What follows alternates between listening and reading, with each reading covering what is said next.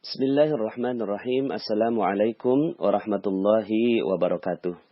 Alhamdulillah, summa alhamdulillah, wassalatu wassalamu ala rasulillah, amma ba'd.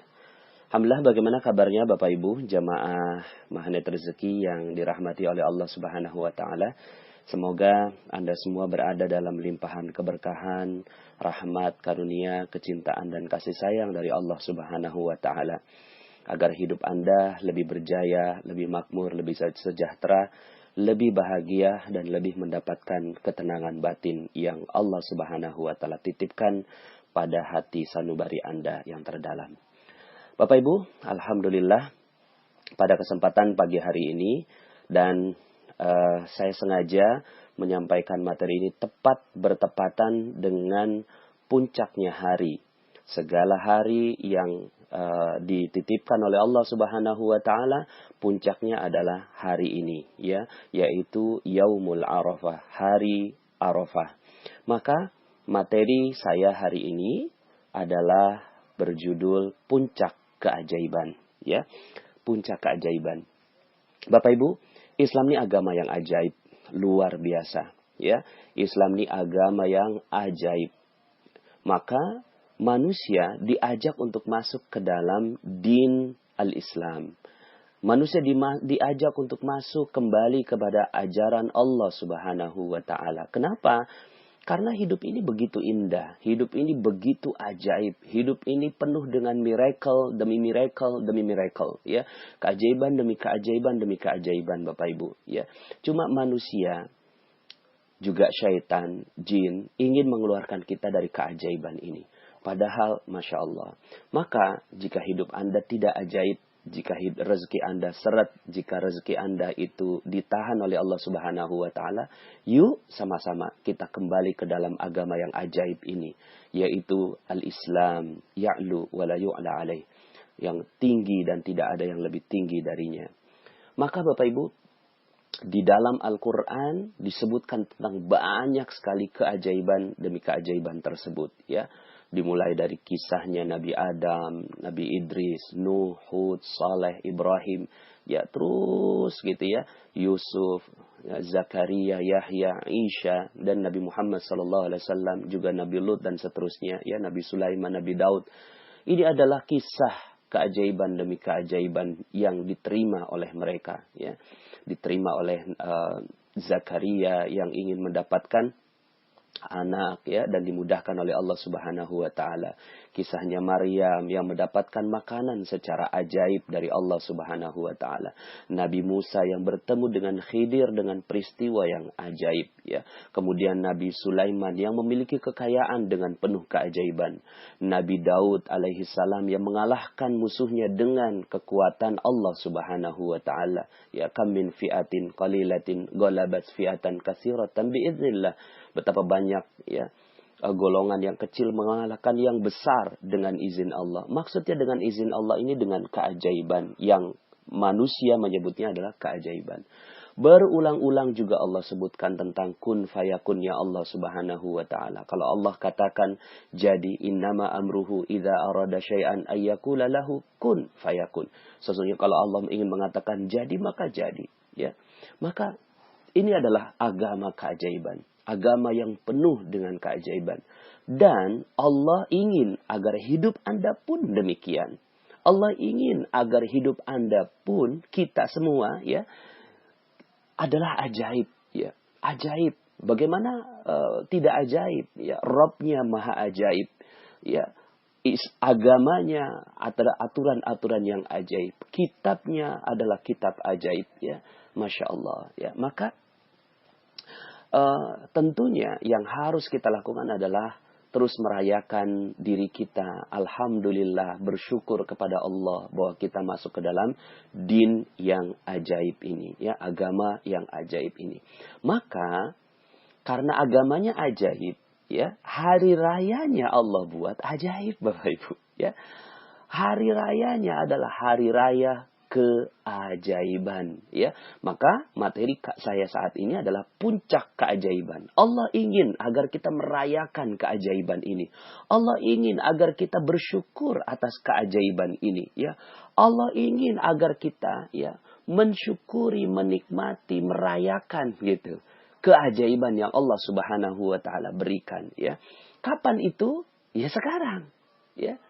Sekarang ini, ya. Makanya saat hari ini Arafah, ya, kemudian besok Yaumun Nahar atau hari penyembelihan Idul Adha, kembali kepada pengorbanan, ya. Lalu kemudian berkumpulnya manusia di padang mahsyar, ya, untuk berwukuf, ya. Al-Hajju Arafah, haji itu adalah pada saat wukuf di padang Arafah, lalu kemudian bertawaf dan seterusnya. Ini adalah alur keajaiban, Bapak Ibu, ya. Jadi alurnya itu dimulai dari kita mensucikan diri pada saat Ramadan. Saat Ramadan kita mensucikan diri, udah selesai mensucikan diri selama 1 bulan, Allah Subhanahu wa taala minta kita merayakan. Apa merayakannya? Merayakan kita menang dari hawa nafsu kita, ya. Sehingga akhirnya Allah Subhanahu wa taala berkenan memberikan keajaiban demi keajaiban demi keajaiban, ya. Lalu kemudian setelah itu yang kita lakukan adalah, kalau Anda mendengarkan materi saya, rahasia keajaiban, kita kembali kepada manusia. Kita tidak lagi mementingkan diri kita sendiri. Yang kita pentingkan siapa? Orang lain. Orang lain jauh lebih mulia daripada kita. Orang lain jauh lebih butuh daripada kita. Orang lain jauh lebih kita harapkan kebaikannya daripada kita. Kenapa? Karena kita sudah mengerti bahwa kita ini satu. Ketika kita memikirkan orang lain, maka kita sebenarnya juga memikirkan diri sendiri. Bahkan sebenarnya kita nggak perlu memikirkan diri sendiri. Karena diri kita, ketika kita memikirkan orang lain, maka malaikat mendoakan kita, Allah memikirkan, ya, urusan kita. Lalu kemudian, ya, baru kemudian Allah Subhanahu wa taala sampaikan kita pada Idul Adha ini, ya. Saat Idul Adha inilah, ya, saat Allah Subhanahu wa taala ingin dipentingkan. Kalau kita mampu untuk mementingkan orang lain, kalau kita mampu mementingkan orang lain lebih penting daripada diri sendiri, bagaimana Allah? Maka Allah jauh lebih penting untuk diutamakan daripada yang lainnya.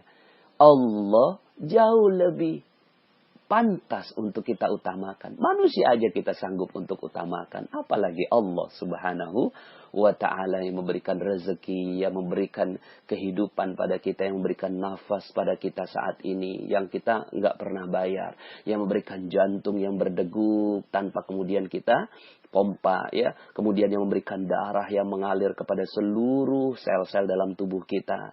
Semuanya free, semuanya gratis. Siapa yang berikan itu? Allah Rabbul Alamin. Maka inilah puncaknya, puncak keajaiban. Kapan itu puncak keajaiban? Ketika manusia mementingkan Allah daripada yang lainnya. Masya Allah. Ketika Allah lebih dipentingkan daripada yang lain, maka ini adalah puncak keajaiban.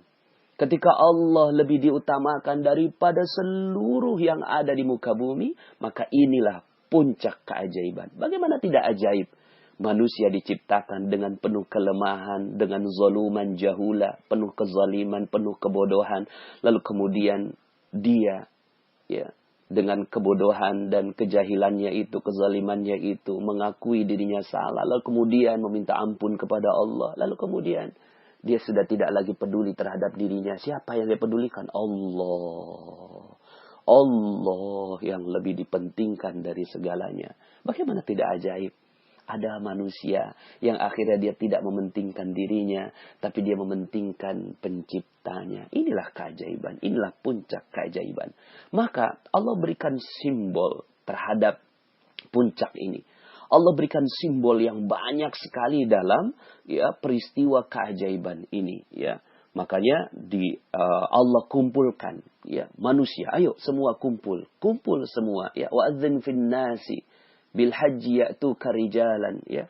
Jadi ketika Allah Subhanahu wa taala memanggil, ya, panggil manusia itu, gitu, ya, untuk ke Baitullah, untuk bertemu dengan Allah Subhanahu wa taala, ya. Maka, ya, dalam surat Al-Hajj ayat 27, ya, wa'adzin fin nasi bil haji ya'tuka rijalan, ya. dan berserulah kepada manusia untuk mengerjakan haji. Nah, kemudian ya'tu karijalan, kalian akan melihat ya orang-orang wa ala kulli dhamiri ya'tina min kulli fajjin amik, datang kepadamu dengan berjalan kaki, mengendarai unta yang kurus yang datang dari segenap penjuru yang jauh. Artinya Allah Subhanahu wa taala ingin bahagia melihat manusia datang kepada Allah dengan berpayah-payah, ya, dengan berpayah-payah, dengan lusuh, dengan unta yang kurus kering, saking jauhnya perjalanan. Kemudian mereka semua datang kepada Allah Subhanahu wa taala, mementingkan Allah, ya, mementingkan Allah di antara segalanya, dan Allah menetapkan satu tempat, ya. Wa idz bawwa'na li Ibrahim makanal bait alla tusyrik bi syai'a, ya. Dan ingatlah ketika kami memberikan tempat kepada Ibrahim di tempat Baitullah, ya. Maka ini semua manusia berkumpulnya ke Baitullah. Untuk apa di Baitullah? Alla tusyrik bi syai'a wa tahhir baitiya lit-ta'ifina wal qa'imina war ruk'is sujud. Janganlah kamu memperserikatkan sesuatu pun dengan aku, dan sucikanlah rumahku ini bagi orang yang tawaf, yang beribadah, yang ruku dan yang sujud.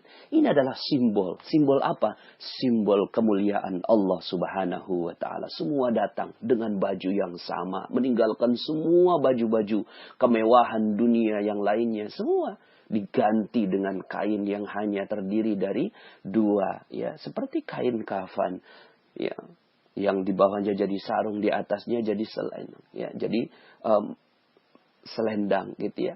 Lalu kemudian tidak boleh menggunakan penutup kepala untuk menyamaratakan manusia. Seluruh manusia sama di sisi Allah Subhanahu wa taala. Dan ini adalah lambang, perlambang itu semua, bahwa yang dimuliakan pada saat itu bukan manusia tapi Allah Subhanahu wa taala.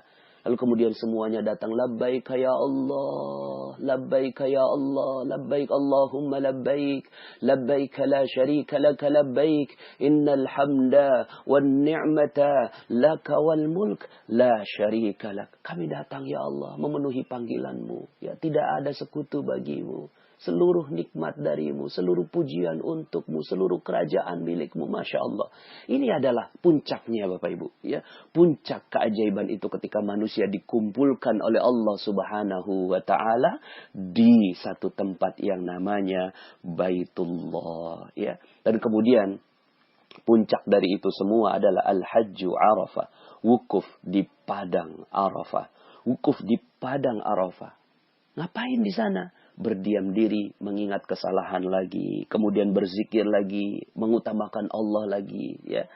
Dan bagi yang tidak mengikuti acara ini pun, yang tidak mengikuti haji karena itu terbatas hanya 2 jutaan kurang lebih orang manusia di seluruh dunia, padahal manusia ada 7 miliar, maka mereka-mereka yang tidak masuk ke sana, Allah Subhanahu wa taala muliakan dengan saum Arafah, ya, puasa Arafah. Dengan berpuasa ini subhanallah, ya, unik Bapak Ibu, ya. Puasa Ramadan itu 30 hari, wajib hukumnya, ya. Tapi kemudian barang siapa yang berpuasa maka taqaddama min zambi, ya. Ghufira lahu ma taqaddama min zambi, akan diampuni dosa seluruhnya sebelumnya. Tapi ini yaumul Arafah, hari Arafah, puasa Arafah, hukumnya sunnah. Sunnah. Tapi, ya, mereka-mereka yang menjalankan puasa Arafah ini, dosanya akan diampuni yang sebelumnya dan yang setelahnya. Masya Allah. 1 tahun sebelumnya dan 1 tahun setelahnya. Perlambang apa ini? Perlambang Allah Subhanahu wa ta'ala memang sedang berikan diskon yang besar. Diskon yang sangat-sangat besar bagi mereka semua yang melaksanakan puncak dari keajaiban ini Bapak Ibu, ya. Maka subhanallah, ya, Allah Subhanahu wa ta'ala, ya. Jadi puasa Arafah itu dapat menghapuskan dosa setahun yang lalu dan, ya, setahun yang akan datang. Ini diriwayatkan oleh Muslim. Nah, jadi artinya, ya, Allah ingin berikan kesempatan 1 hari saja. 1 hari yaumul Arafah. Lalu kemudian siapa yang berpuasa maka dosanya diampuni, ya. Bagi yang mengikuti materi perisai rezeki, detoks rezeki, maka ini adalah kabar gembira buat Anda. kabar gembira buat kita semua, agar kita semua mampu memanfaatkannya. Allah Maha Sayang, lebih daripada seorang ibu yang menyayangi anaknya. Maka Allah sayang, ini satu hari. Dijadikan sunnah, kenapa? Karena, ya, kalau dijadikan wajib, kasihan wanita yang kena haid, kasihan wanita, ya, menyusui anaknya, diampuni juga oleh Allah. Enggak ikut, tapi ketika dia menyiapkan untuk suaminya, ketika dia mendoakan untuk orang lain, pahalanya insya Allah mudah-mudahan sama di sisi Allah Subhanahu wa Ta'ala. Ini Allah kasih diskon besar-besaran karena ini puncak dari keajaiban. Ya. Kemudian kembali lagi, ya, yang ada di sana mereka melakukan tawaf. Ini perlambang apa? Perlambang ketaatan, setia. Di barisan, setia dalam barisan Allah Subhanahu wa Ta'ala, setia dalam syariat Allah Subhanahu wa Ta'ala. Lalu kemudian, ya, setelah itu sa'i ini adalah lambang ikhtiar. Manusia diminta untuk berikhtiar, pergi pagi pulang sore, pergi pagi pulang sore, terus begitu, ya. Untuk apa? Ya, Allah pengen lihat lelahnya manusia. Allah ingin lihat, sekedar Allah ingin lihat lelahnya manusia. Lihat hambaku, dia berlelah-lelah, ya, dengan menjaga kesucian, menjaga niat, menjaga keikhlasan kepada Allah. Rezekinya di mana? Rezekinya di air Zam-Zam, gitu ya. Bukan di Bukit Sofa, bukan di Bukit Marwah. Rezekinya ada di tengah-tengah, di Zam-Zam itu. Dan itu bukan karena, ya, Siti Hajar yang mendapatkan rezekinya, tapi seorang bayi yang bersih, suci. Ini perlambang juga bahwa rezeki ini dipaksa untuk siapa? Untuk mereka-mereka yang suci di hadapan Allah Subhanahu wa Ta'ala. Maka Zam-Zam sampai sekarang keberkahannya terus berlimpah ruah. Dan ini adalah perlambang bahwa rezeki Allah melimpah ruah kepada manusia. Ya. Maka ini adalah semua lambang-lambang puncak keajaiban yang ada di dalam rezeki. Ya. Lalu kemudian Allah juga, ya, mewajibkan tahallul, merukunkan tahallul di dalam haji itu, ya. Agar apa tahallul ini? Agar, ayo, ini bentuk kasih sayang Allah. Ya, bentuk kasih sayang Allah. Agar manusia menikmati nikmat dari Allah Subhanahu wa Ta'ala, dihalalkan seluruhnya yang ada di muka bumi ini, ya. Nah, Bapak Ibu yang dirahmati Allah Subhanahu wa Ta'ala, sejarahnya pun penuh keajaiban, ya. Bagaimana tidak ajaib Nabi Ibrahim diilhamkan kepada Allah Subhanahu wa Ta'ala untuk mengantarkan Siti Hajar dan anaknya Ismail alaihi salam yang masih merah ke padang tandus tak berpenghuni. Tidak ada siapapun, tidak ada air, tidak ada makanan, tidak ada orang. Tapi kemudian Nabi Ibrahim alaihi salam meletakkan di sana, meletakkan Siti Hajar dan Ismail di sana. Lalu kemudian dengan berbalik, Nabi Ibrahim berjalan meninggalkan Siti Hajar. Siti Hajar bertanya kepada Nabi Ibrahim, "Wahai suamiku, engkau akan meninggalkan aku di sini?"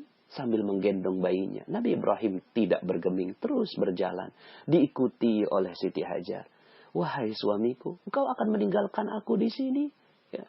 Lalu kemudian tetap Nabi Ibrahim berjalan. Kemudian Siti Hajar terus mengikuti suaminya. Tapi kemudian dia sadar, ada pertanyaan yang harus diralat, dirubah di dalam pikirannya. Ini merubah, Bapak Ibu, law of projection.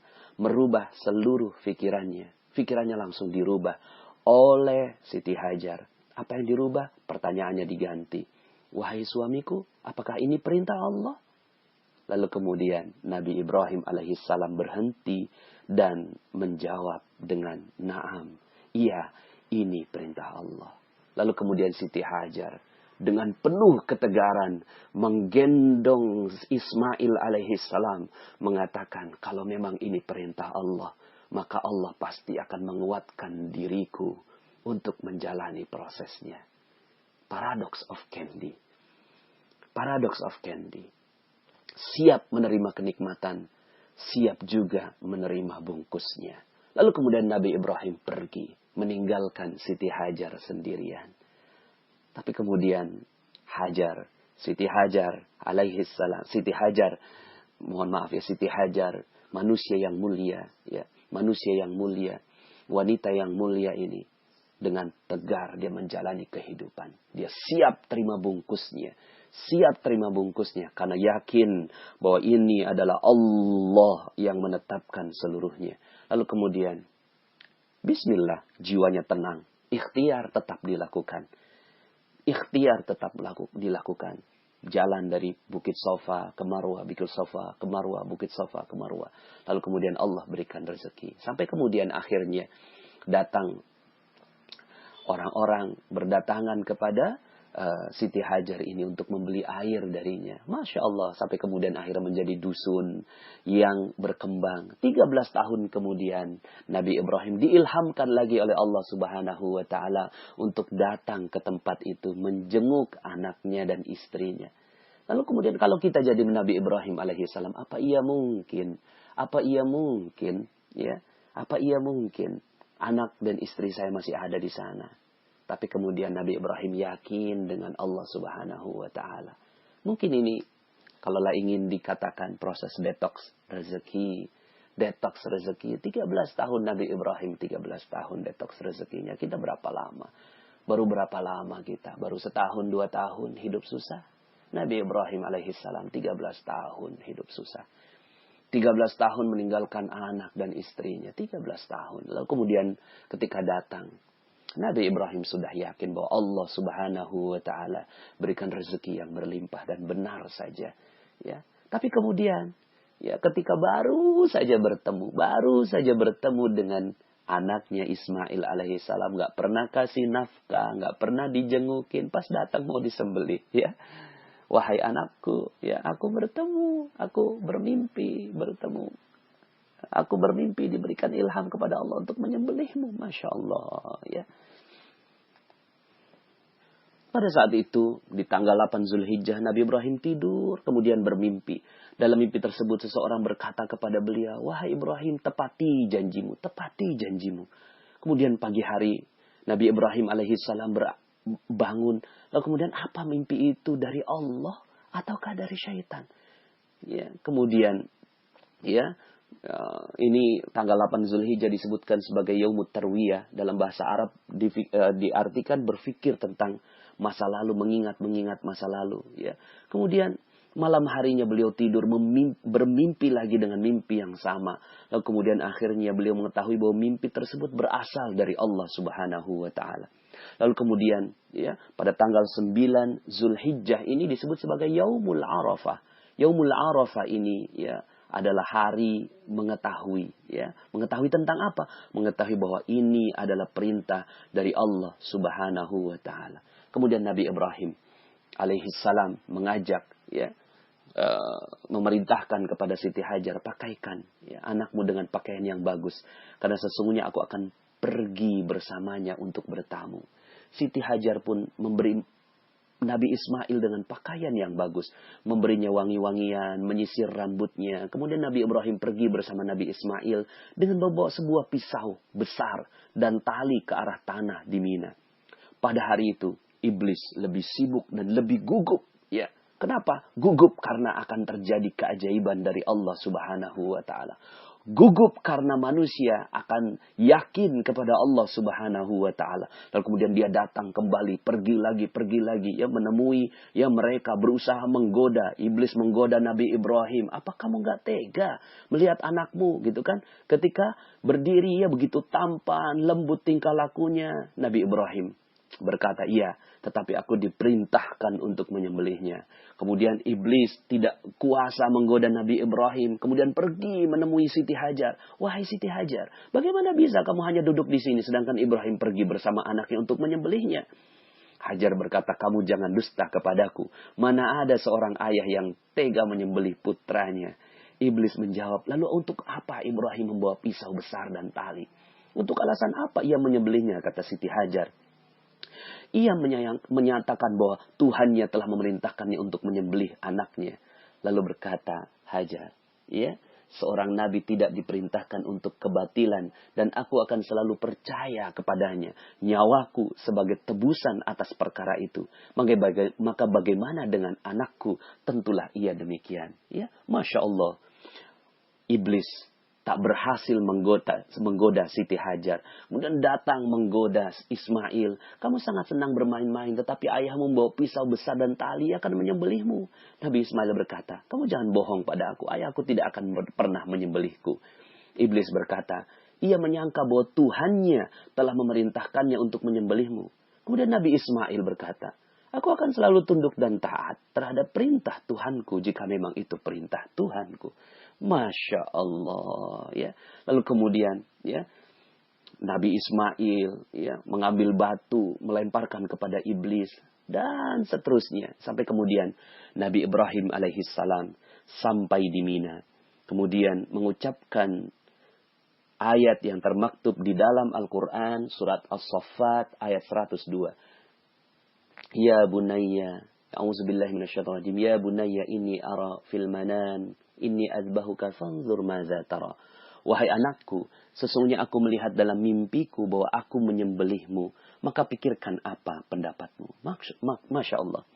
Ini Nabi Ibrahim nanya pendapat kepada anak tentang ilham dari Allah subhanahu wa ta'ala.